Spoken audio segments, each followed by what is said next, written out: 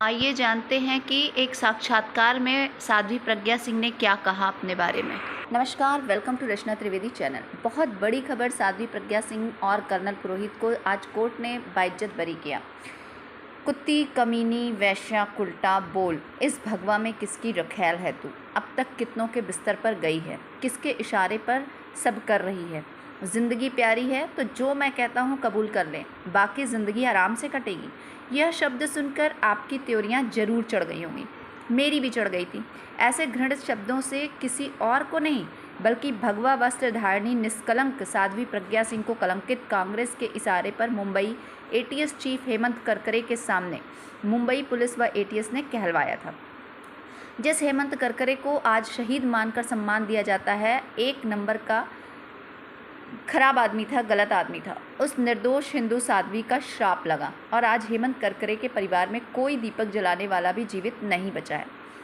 मैं साध्वी प्रज्ञा जी का एक साक्षात्कार देख रही थी। ऐसे घृणित शब्दों को इशारे में उन्होंने बताते हुए उनके नेत्र सजल हो गए। साक्षात्कार देखते हुए क्रोधाग्नि से धधक रही मेरी आंखों से भी अश्रु की धारा फूट पड़ी थी। साध्वी प्रज्ञा ने मर्माहत शब्दों में वृत्तांत सुनाया कि मेरे शरीर का कोई ऐसा अंग नहीं जिसे चोटिल न किया गया हो।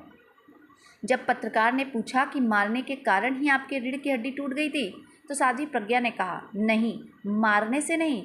एक जन हमारा हाथ पकड़ते थे, एक जन पांव और झुलाकर दीवार की तरफ फेंक देते थे। ऐसा प्रायः रोज आना होता था। दीवार से सर टकराकर सुन्न हो जाता था, कमर में भयानक दर्द होता था। ऐसा करते करते एक दिन रीढ़ की हड्डी टूट गई, तब अस्पताल में भर्ती कराया गया। साध्वी प्रज्ञा ने बताया कि एक दिन तो ऐसा हुआ कि मारते मारते एक पुलिस वाला थक गया तो दूसरा मारने लगा। उस दौरान मेरे फेफड़े की झिल्ली फट गई, फिर भी विधर्मी निर्दयता से मारता रहा। साध्वी प्रज्ञा ने बताया कि रीढ़ की हड्डी टूटने के बाद मैं बेहोश हो गई थी। जब होश आया तो देखा कि मेरे शरीर से सारा भगवा वस्त्र उतार लिया गया था, मुझे एक फ्रॉक पहनाया गया था। साध्वी प्रज्ञा ने बताया, मेरे साथ मेरे एक शिष्य को भी गिरफ्तार किया गया था। उसे मेरे सामने लाकर उसे चौड़ा वाला बेल्ट दिया और कहा कि मार अपने गुरु को, इस साली को। शिष्य सकुचाने लगा तो मैं बोली, मारो मुझे। शिष्य ने मजबूरी में मारा तो ज़रूर मुझे, लेकिन नरमी से। तब एक पुलिस वाले ने शिष्य से बेल्ट छीनकर शिष्य को बुरी तरह पीटने लगा और बोला, ऐसे मारा जाता है। साध्वी प्रज्ञा ने बताया कि एक दिन कुछ पुरुष कैदियों के साथ मुझे खड़ी करके अश्लील ऑडियो सुनाया जा रहा था। मेरे शरीर पर इतनी मार पड़ी थी कि मेरे लिए खड़े रहना मुश्किल था। मैं बोली कि मैं बैठ जाऊं, तो वो बोले, साली शादी में आई है क्या कि बैठ जाएगी?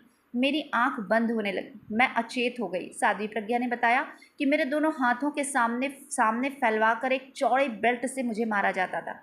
मेरे दोनों हाथ सूज जाते थे, अंगुलियां भी काम नहीं करती थी। तब गुनगुना पानी लाया जाता था, मैं अपने हाथ उसमें डालती, कुछ आराम होता, तब अंगुलियां हिलने डुलने लगती थी। तो फिर से वही किया, मेरे सर पर मार पड़ती थी, मुझे मारा जाता था। साध्वी प्रज्ञा ने बताया कि मुझे तोड़ने के लिए मेरे चरित्र पर लांछन लगाया, क्योंकि लोग जानते हैं कि किसी औरत को तोड़ना है तो उसके चरित्र पर दाग लगाओ। मेरे जेल जाने के बाद यह सदमा मेरे पिताजी बर्दाश्त नहीं कर पाए और इस दुनिया से चल बसे। साध्वी जी राहत की सांस लेते हुए कहती हैं कि मेरे अंदर रहते ही एक दुर्बुद्धि, दुराचारी हेमंत करकरे को तो सज़ा मिल ही गई। अभी बहुत लोग बाकी हैं जो मेरे साथ ऐसा दुराचार किए हैं, उनको सज़ा मिलनी अभी बाकी है। साध्वी ने बताया कि 9 साल जेल में थी, सिर्फ एक दिन एक महिला ने एक डंडा मारा था, बाकी हर रोज़ पुरुष ही निर्दयता से हमें पीटते थे।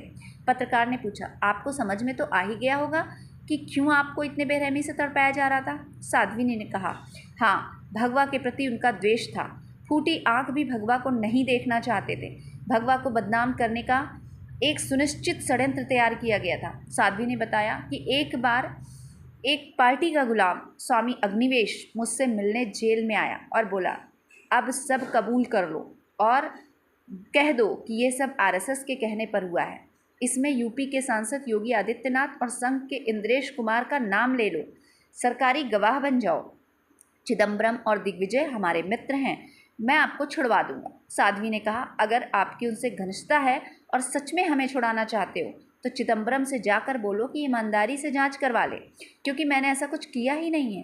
हिंदुओं, सबसे खास बात यह है कि साध्वी पर यह अत्याचार किसी इस्लामिक काल में नहीं हुआ है। इसके आगे आपको सोचना है कि जो कुछ पार्टियां हैं जिनके मन में हिंदुओं के लिए कितना प्रेम है। उनका चुनाव घोषणा पत्र आप पढ़िए और पढ़कर देखिए कि उन्होंने क्या लिखा है अपने चुनाव के घोषणा पत्र में।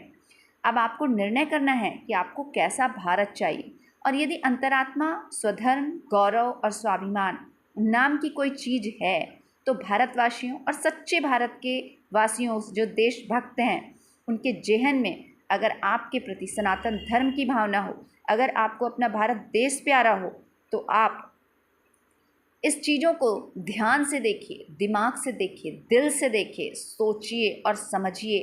तभी आप अपनी पार्टी चुनिए और तभी आप वोट दीजिए और अपने देश को आगे बढ़ाने वालों का ही साथ दीजिए। इसी में सभी की भलाई है। धन्यवाद। तो इसी प्रकार की और जानकारी के लिए और खबरों के लिए मेरे चैनल को लाइक करना, शेयर करना और सब्सक्राइब करना ना भूलें। धन्यवाद।